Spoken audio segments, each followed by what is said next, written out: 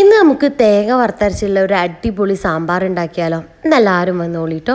First ഞാനൊരു 1/2 glass പരിപ്പെടുത്തിട്ട് നന്നായി കഴുകിയിട്ട് കുറച്ച് വെള്ളവും മഞ്ഞൾപ്പൊടി ഉപ്പും ഒക്കെ ഇട്ടിട്ട് ഒന്ന് വേവിച്ചെടുക്കുന്നുണ്ട്.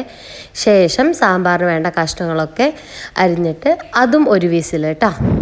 ഇനി നമുക്ക് തേങ്ങ വറുക്കാം അല്ലേ. ഫസ്റ്റ് നമുക്ക് ഒരു പാൻ എടുത്തിട്ട് കുറച്ച് വെളിച്ചെണ്ണ ഒഴിച്ചിട്ട് അതിലേക്ക് ഉണക്കമുളകും ഉലുവയും പച്ചമല്ലിയും പിന്നെ കുറച്ച് പരിപ്പും വേപ്പിൻ്റെലേക്ക് ഒന്ന് മൂപ്പിച്ചെടുക്കാം കേട്ടോ. ശേഷം നമുക്ക് തേങ്ങയുടെ പൊടി ചേർത്ത് കൊടുക്കാവേ.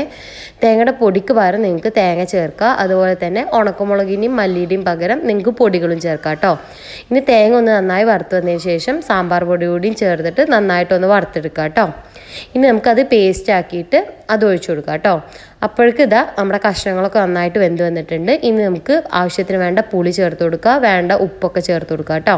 ഇനി നമുക്ക് ആ കോക്കനട്ട് പേസ്റ്റ് അതും ചേർത്ത് കൊടുത്ത് കഴിഞ്ഞാൽ സാമ്പാർ റെഡി.